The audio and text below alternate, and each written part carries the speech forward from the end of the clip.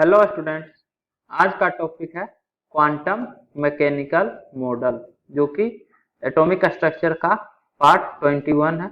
यदि आपने अभी तक पार्ट 1 to 20 नहीं देखे हैं तो हमारे चैनल पे जाके पार्ट 1 to 20 देख लें। तो ये जो है लेटेस्ट मॉडल्स है।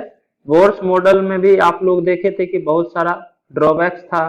तो ये जो है particle as well as wave nature of electron दोनों को कंसीडर करके क्वांटम मैकेनिकल मॉडल तैयार किया गया। It consider both the particles as well as wave nature of electron. Second है ऑर्बिटल्स।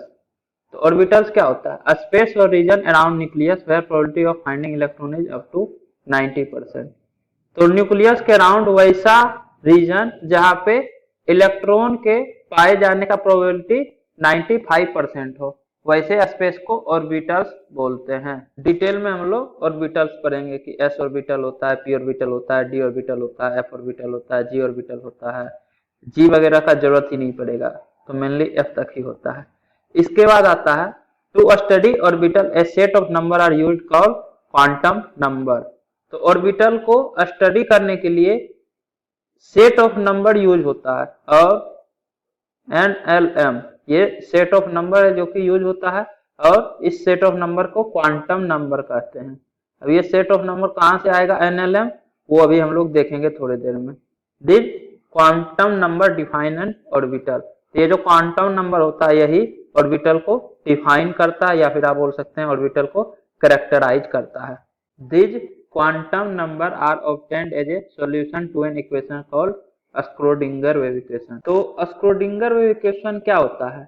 ये होता है आपका del square psi plus 8 pi square m upon h square E minus U psi equal to 0। ये आपका स्क्रोडिंगर वेव इक्वेशन है, जहां पे डेल स्क्वायर ये डेल ऑपरेटर कहलाता है। डेल स्क्वायर का वैल्यू होता है D square upon d x square plus d square upon d y square plus d square upon d z square. मतलब ये जो है second derivative with respect to x है, second derivative d square second derivative हो गया। Similarly second derivative with respect to y और d z square रहेगा तो second derivative with respect to z. Del square psi है तो d square psi upon d x square plus d square psi upon d y square plus d square psi upon d z square होगा। तो del square psi upon दो x square plus del square psi upon दो y square plus del square psi upon दो z square plus 8 pi square m upon h square E minus U psi equal to 0। ये आपका Schrodinger wave equation कहलाएगा। जब इसको किसी भी atomic system के लिए सॉल्व करते हैं तो सॉल्व करने के बाद सेट ऑफ नंबर्स ऑब्टेन्ड होता है, और इस सेट ऑफ नंबर्स को ही क्वांटम नंबर बोलते हैं। मतलब इस इक्वेशन को जब आप सॉल्व कीजिएगा तो आपको 3 नंबर ऑब्टेन्ड होगा, N, L, M। इसका वैल्यू आपको पता चलेगा, N का क्या वैल्यू है, L का क्या वैल्यू है, M का क्या वैल्यू है। और NLM अगर आपको पता चल गया तो ऑर्बिटल के बारे में आपको पता चल जाएगा। इसी NLM जो क्वांटम नंबर है, सेट ऑफ नंबर, यही जो है किसी भी ऑर्बिटल को डिफाइन करता है, ये हम लोग आगे देखेंगे। तो NLM का वैल्यू पता चल गया तो कौन सा ऑर्बिटल है ये आपको पता चल जाएगा। अब आपके मन में आ सकता है कि इस इक्वेशन को सॉल्व कैसे करेंगे, ये तो हमको नहीं आता है। तो आपको ये सॉल्व भी नहीं करना है, बस ये ध्यान रखिए कि इसको सॉल्व करने के बाद 3 सॉल्यूशन आता है, मतलब जिससे आपको NLM का वैल्यू पता चल जाता है, सेट ऑफ नंबर्स ऑब्टेन हो जाता है, और इस सेट ऑफ नंबर से ही हमको काम है। इसके बारे में हम लोग डिटेल में पढ़ेंगे। इसका सॉल्यूशन मतलब किस तरह से इस इक्वेशन को सॉल्व करते हैं ये आपको नहीं पढ़ना है। अभी जो समझा है वही पॉइंट लिखा हुआ है कि स्क्रोडिंगर वेव इक्वेशन को सॉल्व करने के बाद सॉल्यूशन के रूप में जो ऑब्टेन्ड होता है वो क्वांटम नंबर रहता है। This quantum number are obtained as a solution to an equation called Schrodinger wave equation. और ये आपका स्क्रोडिंगर वेव इक्वेशन है, जहाँ पे del square d square upon d x square plus d square upon d y square plus d square upon d z square होता है। अब इसमें साई, एम, ई, यू ये सब क्या है? तो साई तो आपका वेव फंक्शन है, साई जो है ये वेव फंक्शन है। एम जो है मास ऑफ इलेक्ट्रॉन है, ई जो है टोटल एनर्जी ऑफ इलेक्ट्रॉन है, और यू जो है पोटेंशियल एनर्जी है, और एस तो प्लैंक्स कांस्टेंट आपको पता ही है। तो इस स्क्रोडिंगर वेव इक्वेशन में ये कौन कौन सा टर्म है सारा कुछ यहाँ पे लिख दिए हैं। इसके बाद ये जो क्वांटम नंबर डिराइव होता है स्क्रोडिंगर वेव इक्वेशन के सॉल्यूशन से। इसको principal quantum number, azimuthal quantum number और मैग्नेटिक क्वांटम नंबर बोलते हैं। प्रिंसिपल क्वांटम नंबर को n से रिप्रेजेंट करते हैं, एजीमुथल क्वांटम नंबर को l से रिप्रेजेंट करते हैं और मैग्नेटिक क्वांटम नंबर को m से रिप्रेजेंट करते हैं। Quantum number derived from the solution of a Schrodinger wave equation are called principal quantum number, azimuthal quantum number and magnetic quantum number। इसके बाद एक एक करके तीनों क्वांटम नंबर को देखते हैं। प्रिंसिपल क्वांटम नंबर, इसको n से रिप्रेजेंट करते हैं। It represents main energy level, ये जो है मेन एनर्जी लेवल को रिप्रेजेंट करता है, इसको सेल भी बोलते हैं। ये जो है ऑर्बिट नंबर के इक्विवेलेंट होता है, लेकिन ऑर्बिट नंबर नहीं होता है, क्योंकि ऑर्बिट नंबर बोर्स मॉडल के अकॉर्डिंग होता है और क्वांटम मैकेनिकल मॉडल के अकॉर्डिंग ऑर्बिटल होता है। ऑर्बिट और ऑर्बिटल दो अलग चीज है, दोनों को आप मिक्स नहीं कीजिएगा। तो मेन एनर्जी लेवल को रिप्रेजेंट करता है प्रिंसिपल क्वांटम नंबर, और ये 1 से लेकर इंफिनिटी तक वेरी करता है। कहने का मतलब n इक्वल टू 1 अगर है तो फर्स्ट सेल होगा, n इक्वल टू 2 है तो second shell, similarly third shell, fourth shell, इस तरह से प्रिंसिपल क्वांटम नंबर को सेल भी बोलते हैं। 1 है तो फर्स्ट सेल, 2 है तो सेकंड सेल, थर्ड सेल, इस तरह से। इसके बाद सेकंड क्वांटम नंबर है एजीमुथल क्वांटम नंबर, इसको L से रिप्रेजेंट करते हैं और इसको orbital angular momentum quantum number भी बोलते हैं। मतलब एजीमुथल क्वांटम नंबर या orbital angular momentum quantum number दोनों सेम ही चीज है। ये जो है सबसेल को रिप्रेजेंट करता है, मतलब फर्स्ट सेल के अंदर कितना सबसेल है, ये आपका एजीमुथल क्वांटम नंबर से डिटरमाइन होगा। सबसेल या फिर सब एनर्जी लेवल बोलिए, ये मेन एनर्जी लेवल होता है, ये सब एनर्जी लेवल होता है। It gives information about number of सब एनर्जी लेवल, मतलब किसी भी मेन एनर्जी लेवल में कितना सब एनर्जी लेवल है ये L से डिटरमाइन होगा, या फिर किसी भी सेल में टोटल कितना सब सेल है ये L से डिटरमाइन होगा। इन मेन एनर्जी लेवल, मतलब मेन एनर्जी लेवल में कितना सब एनर्जी लेवल है ये L से ही पता चलेगा, या फिर आप बोल सकते हैं सेल में कितना सब सेल प्रेजेंट है ये भी L से पता चलता है। L जो है 0 टू n-1 तक वेरी करता है। जैसे n इक्वल टू 1 है मतलब फर्स्ट सेल है, तो L का एक ही पॉसिबल वैल्यू होगा, सिर्फ 0। 0 से n-1, 1-1, 0 से 0 तक वेरी करेगा तो सिर्फ एक ही वैल्यू होगा L का, L इक्वल टू 0। अगर n इक्वल टू 2 है तो n इक्वल टू 2 के करस्पॉन्डिंग L का दो वैल्यू पॉसिबल है, L equal to 0, L equal to 1, मतलब सेकेंड सेल में दो सब सेल रह सकता है। सिमिलरली n इक्वल टू 3 में L इक्वल टू 0, 1 और L इक्वल टू 2, ये तीन सब सेल रहेगा अगर n का वैल्यू 3 है तो। अब इसके बाद अगर L इक्वल टू 0 है तो इसको नाम देते हैं S sub shell. Similarly L equal to 1 है तो इसको नाम देते हैं P sub cell. L equal to 2 है तो इसको नाम देते हैं D sub cell. L equal to 3 है तो F सब सेल, 4 है तो G सब सेल, 5 है तो H sub shell, and so on alphabetical order. तो इस तरह से अल्फाबेटिकल ऑर्डर में आगे होगा, लेकिन इससे ज्यादा का जरूरत ही नहीं पड़ता है। अभी जितना पीरियोडिक टेबल है उसमें F सब सेल तक ही इलेक्ट्रॉन फिलअप होता है, इलेक्ट्रॉनिक कॉन्फ़िगरेशन में हम लोग देखेंगे। F के बाद G सब सेल, H सब सेल का जरूरत ही अभी नहीं पड़ रहा है, तो आगे का क्या ही पड़ेगा। अब जो है देख लेते हैं कि nth सेल में कितना सब सेल रहेगा। वो जैसे n इक्वल टू 1 तो L जो है 0 टू n-1 तक वेरी करता है। L जो है 0 टू n-1 तक वेरी करेगा, तो n इक्वल टू 1 तो सिर्फ L का एक ही वैल्यू हो सकता है 0, मतलब फर्स्ट सेल में एक ही सब सेल रहेगा S sub shell. n equal to 2 तो L जो है 0 से n-1, 2-1 तक वेरी करेगा, मतलब L equal to 0, L equal to 1 हो सकता है। तो n इक्वल टू 2 के केस में दो सब सेल रहेगा, एक तो S सब सेल रहेगा, दूसरा P सब सेल रहेगा सेकेंड सेल में। n इक्वल टू 3 तो L जो है 0 से 3-1, 2 तक वेरी कर सकता है, मतलब L का वैल्यू 0 भी हो सकता है, 1 भी हो सकता है, 2 भी हो सकता है। मतलब थर्ड सेल में तीन सब सेल रहेगा, S सब सेल भी रहेगा, P सब सेल भी रहेगा, D सब सेल भी रहेगा। n इक्वल टू 4 तो इस केस में 0 टू 4-1, 3 तक वेरी करेगा, मतलब चार सब सेल रहेगा n इक्वल टू 4 के corresponding. L equal to 0 S sub shell, P sub shell, D sub shell और L इक्वल टू 3 मतलब F सब सेल। ये चारों सब सेल प्रेजेंट रहेगा फोर्थ सेल में।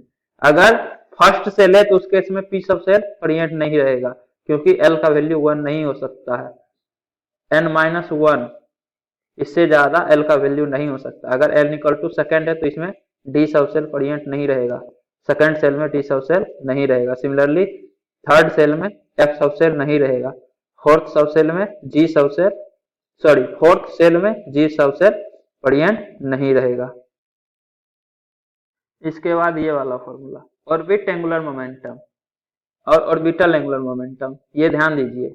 ऑर्बिट बोर मॉडल का है, ऑर्बिटल क्वांटम मैकेनिकल मॉडल का है। ऑर्बिट एंगुलर मोमेंटम का फॉर्मूला तो बताए ही थे, NH/2π। ये जो है बोर्स मॉडल का, इसलिए लिख दिए हैं, कंफ्यूज नहीं होना है कि ये क्वांटम मैकेनिकल मॉडल का है। और ऑर्बिटल एंगुलर मोमेंटम का फॉर्मूला होता है √L × L+1 H/2π, जहाँ पे L जो है वो एजीमुथल क्वांटम नंबर है। अगर L का वैल्यू रहेगा 0 तो ऑर्बिटल एंगुलर मोमेंटम होगा 0, L का वैल्यू 1 अगर रहे तो उस केस में एजीमुथल क्वांटम नंबर का वैल्यू होगा 1 × 2 √2 H/2π। सिमिलरली इस तरह से L का वैल्यू पता रहेगा तो आप ऑर्बिटल एंगुलर मोमेंटम इस फॉर्मूला से फाइंड आउट कर सकते हैं। इसके बाद है spin angular momentum. Spin quantum number के बारे में हम लोग अभी पढ़ेंगे मैग्नेटिक क्वांटम नंबर के बाद।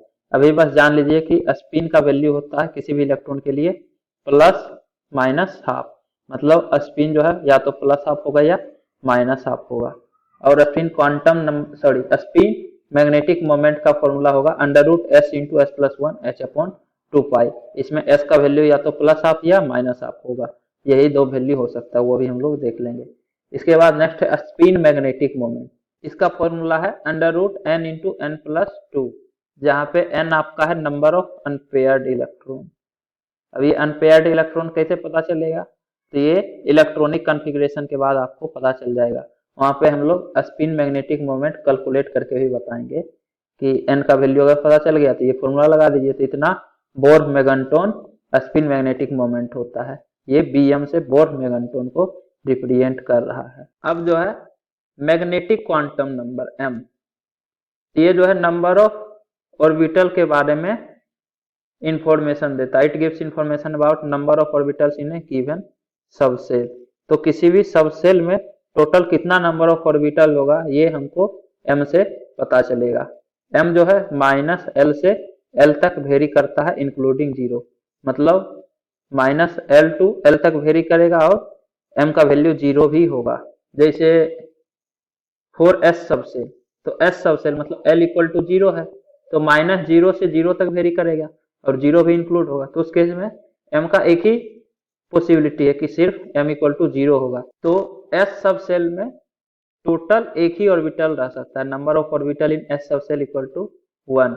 इसके बाद P सब सेल के लिए L = 1 होता है, तो m जो है -1 to 1 तक वेरी करेगा और 0 भी रह सकता है, मतलब m का वैल्यू -1 0 1 3 वैल्यू होगा m का, मतलब 3 ऑर्बिटल P सब सेल में रहेगा। P सब सेल में 3 ऑर्बिटल रहेगा, जिसमें से कि एक ऑर्बिटल में m का वैल्यू -1 रहेगा, दूसरे का m का वैल्यू 0 रहेगा और तीसरे ऑर्बिटल का m का वैल्यू 1 होगा। सिमिलरली D सब सेल, तो L = 2 होता है D सब सेल के लिए, तो m जो है -2 से 2 तक वेरी करेगा और 0 भी रहेगा, मतलब m का वैल्यू -2 -1 0 1 2, तो टोटल 5 ऑर्बिटल रहेगा D सब सेल में। सिमिलरली L = 3, तो -3 से 3 तक वेरी करेगा और 0 भी रहेगा, तो टोटल 7 सब सेल आएगा, 7 ऑर्बिटल रहेगा F सब सेल में। m = -3 के कॉरस्पॉन्डिंग एक ऑर्बिटल, m = -2 के कॉरस्पॉन्डिंग दूसरा, -1 के कॉरस्पॉन्डिंग तीसरा, 0 के कॉरस्पॉन्डिंग चौथा, 1 के कॉरस्पॉन्डिंग पांचवा, 2 के कॉरस्पॉन्डिंग छठा और 3 के कॉरस्पॉन्डिंग सातवां। तो F सब सेल में 7 ऑर्बिटल रहेगा 5 6 7, जिसमें से कि एक का मैग्नेटिक क्वांटम नंबर रहेगा -3, एक का -2, एक का -1, एक का 0, एक का 1, एक का 2, एक का 3, टोटल 7 ऑर्बिटल रहेगा। तो इस तरह से किसी भी सब सेल में टोटल नंबर ऑफ ऑर्बिटल कितना होगा 2L + 1। अब L का जितना वैल्यू है उसके कॉरस्पॉन्डिंग नंबर ऑफ ऑर्बिटल उस सब सेल में आप फाइंड आउट कर सकते हैं। टोटल नंबर ऑफ ऑर्बिटल इन सब सेल = 12 + 1। अगर L = 0 है तो उस केस में एक ही ऑर्बिटल प्रेजेंट रहेगा। L = 0 मतलब S सब सेल, तो S सब सेल में एक ही ऑर्बिटल। L = 1 मतलब P सब सेल, तो L = 1 है मतलब P सब सेल, और P सब सेल में 3 ऑर्बिटल होगा, 2 इंटू 1 प्लस 1 3, तो इस फॉर्मूला से आ जाएगा 2 इंटू 2 प्लस 1, 2 इंटू 3 प्लस 1, तो एफ सब सेल में 7 ऑर्बिटल होगा। इसके बाद therefore n shell will have n sub shell. ये वाला पॉइंट जो है यहाँ नहीं, यहाँ पे n सेल में n सब सेल होता है। देखिए n equal to 1 first shell है तो इसमें एक ही सब सेल है, सिर्फ s sub shell. n equal to 2 second shell है तो इसमें दो सब सेल है, l इक्वल टू 0 और l इक्वल टू 1 वाला s सब सेल और p sub shell. Similarly third shell में 3 सब सेल है, s sub shell, p sub shell, d sub shell. n equal to 4 में 4 सब सेल है, s sub shell, p sub shell, d sub cell, f sub cell. मतलब n shell will have n sub shell. ये यहीं पे होना चाहिए था ये वाला पॉइंट, यहाँ पे होगा n shell will have n square orbital. मतलब आपके पास अगर n सेल है तो इसमें टोटल n स्क्वायर ऑर्बिटल होगा। अगर फर्स्ट सेल है तो इसमें 1 का स्क्वायर 1 ऑर्बिटल होगा, अगर सेकेंड सेल है तो इसमें 2 का स्क्वायर 4 ऑर्बिटल होगा, थर्ड सेल है तो इसमें 3 का स्क्वायर 9 ऑर्बिटल होगा, अगर फोर्थ सेल है तो इसमें 4 का स्क्वायर 16 ऑर्बिटल होगा। सिमिलरली फिफ्थ सेल है तो 25 ऑर्बिटल होगा। अब ये कैसे होगा, तो देखिए n इक्वल टू 1 है तो फर्स्ट सेल के कोरस्पोंडिंग एक सब सेल है s सब सेल, और s सब सेल में एक ही ऑर्बिटल रहता है तो एक ही ऑर्बिटल रहेगा n से फर्स्ट सेल में। n इक्वल टू 2 तो 2 के कोरस्पोंडिंग दो सब सेल होता है, s सब सेल और p sub shell. s sub shell के कोरस्पोंडिंग एक ऑर्बिटल, p सब सेल के कोरस्पोंडिंग 3 ऑर्बिटल, तो टोटल 4 ऑर्बिटल है सेकेंड सेल में, मतलब 2 का square. Similarly n equal to 3 तो इसमें 3 सब सेल होगा, s sub shell, p sub shell, d sub shell. s sub shell के कोरस्पोंडिंग एक ऑर्बिटल, p सब सेल के corresponding 3 orbital, d sub shell के कोरस्पोंडिंग 5 ऑर्बिटल। तो ये 3 plus 1 plus 5 9 orbital होगा। तो थर्ड सेल में total 9 orbital. Similarly fourth shell में 4 सब सेल होगा, s p d f। s sub shell के कोरस्पोंडिंग एक ऑर्बिटल, p सब सेल के कोरस्पोंडिंग 3 ऑर्बिटल, d के कोरस्पोंडिंग 5 और f के कोरस्पोंडिंग 7। तो यहाँ तक तो 9 था, 7 और 8 हो गया। तो फोर्थ सेल में 16 ऑर्बिटल है, 4 का स्क्वायर। तो इस तरह से n shell will have n square orbital. तो आप लिख सकते हैं therefore number of orbital in nth shell equal to n square. तो किसी भी सेल में टोटल कितना ऑर्बिटल होगा, कितना सब सेल होगा, आप इस फॉर्मूला से बता सकते हैं।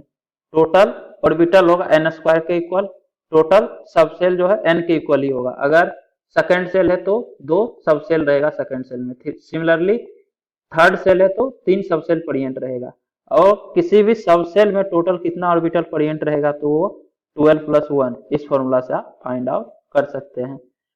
अगर s सब सेल है तो इसमें एक ऑर्बिटल, p है तो 3 ऑर्बिटल, d है तो 5 और f है तो 7। f के बाद g वगैरह में कैलकुलेट कर सकते हैं, लेकिन उसका यूज कभी आएगा नहीं। g के लिए l इक्वल टू 4 हो जाएगा तो टोटल 9 ऑर्बिटल होगा g सब सेल में, उसका जरूरत नहीं आएगा इसे।